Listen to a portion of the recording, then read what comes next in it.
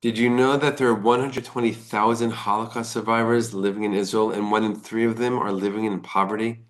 Shalom, friends. This is Akiva with Israel in 5, and I invite you to take advantage of an incredible opportunity with Meir Panim to help Israel's most needy citizens. 120,000 Holocaust survivors, people who saw the worst of the worst in this world, some of them struggling to get by with bills for food and medicine, rent, and other things. If you go to israel5.org/donate, you can make a donation to help these people as we approach the Jewish holiday season. In the Jewish tradition, we are taught, we are inspired, we are motivated not to sit down at our own holiday table until we know that we've done our part and we've done our best to help those in need to also enjoy and celebrate the Jewish holiday season. And this is an incredible way to do exactly that. Every single donation is getting doubled by the Steinberg Gift Fund. So everything you give will go even further to help these Holocaust survivors all over the state of Israel have what they need for the holiday season, food and gift packages, all the things that they need for the festive meals.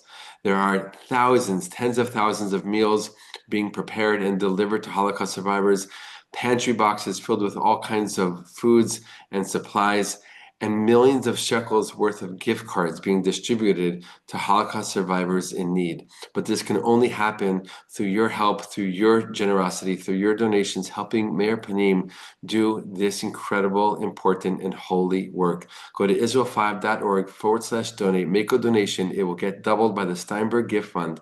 And this year, let's all of us together make sure that no Holocaust survivor goes in need and that every Holocaust survivor can enjoy the Jewish holiday season. All the best, my friends, and be well. Yesterday, we spoke about the modern celebration of the holiday of Sukkot in the modern Jewish state. Now let's take a look at the way that Jews celebrated Sukkot in ancient Israel. Shalom, my friends. This is Akiva Gersh with Israel in 5, where we give you everything Israel for 5 minutes. In 5 minutes, please like and subscribe. And if you have any questions, want to keep the conversation going, please do so below in the comments. Chag Sukkot. It's called Zman Simchatenu, the time of our rejoicing in the Jewish tradition. Of all the holidays, it's looked at as the most festive, as the most joyous, as the most celebratory. Right? And again, yesterday we spoke about how Jews today in the modern day Jewish state celebrate, right, the holiday of Sukkot. But how did the Jews celebrate it back in the day, thousands of years ago in ancient Israel? Well, there were two major themes of the celebration of Sukkot in ancient Israel. One is that it was looked at way more than it is today as an agricultural holiday, as an agricultural festival. Right? The three main pilgrimage festivals in Judaism, Passover, Shavuot, and Sukkot, were a time when the Jews were commanded to come to Jerusalem, to make pilgrimage to Jerusalem, to show up in Jerusalem, to spend the holiday there, really, right? And it was in order to go to the temple, which was the place of God's presence in this world, right? Remember back then, there was no synagogues. There was one central temple in which the Jewish people worshiped God. And of course, you can always pray in your own way, in your own words, wherever you are. But in terms of service, in terms of a specific ritualized way of serving God, it was in the temple in Jerusalem. So the Jews were commanded to come to Jerusalem in the three pilgrimage festivals, including Sukkot, and give thanks for the bounty, for the crops that they brought in at that time of the year. Right? Passover had certain crops that they were being thankful for. Shavuot had different kinds of harvests that they were giving thanks for, and Sukkot as well.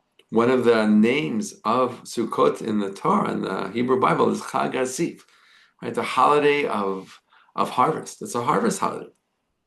Right? So in ancient Israel, where 99.9% of all people were farmers, were growing food in the land of Israel, it was very much celebration for all that hard work, all after all that hard work, harvesting the food, bringing in the food, having a harvest festival, and going to Jerusalem to give thanks to the source of their blessing, the source of their abundance, God, right?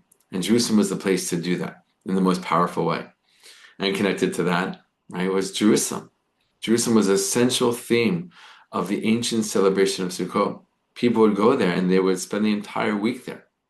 Right? They would have their lulav and etrog, which back then, when the temple stood in Jerusalem, people only waved on the first day. right? In the temple, they waved it all 7 days. Outside the temple, only the first day and not the rest of the week, right? The fact that we wave the lulav and etrog every single day now of Sukkot, and we've done it for the last almost 2,000 years, was established as a way to remember the temple, not to forget the temple in the way that we worship there, in the way that we practice there. Right? But today, actually, today is actually the last day of Sukkot.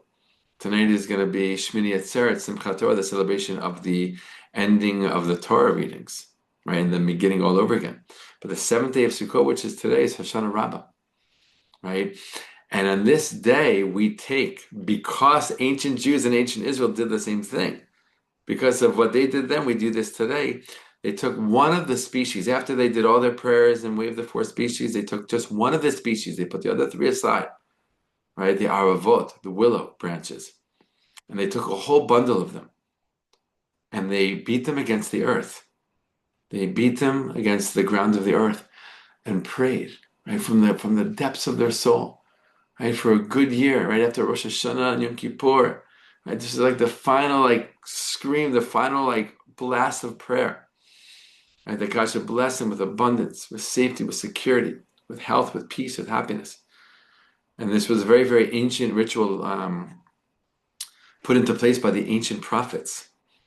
Right? And this was kind of the way that the Jews in ancient Israel ended Sukkot in the temple in Jerusalem by beating willow branches on the ground. Right?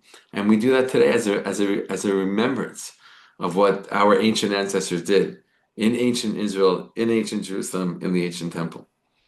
And it's a really powerful thing to remember, to think about, to reflect on how the Jews celebrated these holidays in ancient times. Right? There's definitely similarities. They have the Sukkot, they have the four species, but still there's very important and interesting differences.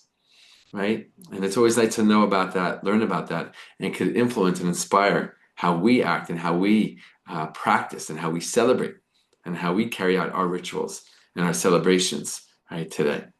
All the best, my friends. Chag Sukkot Sameach. A happy Sukkot to everybody.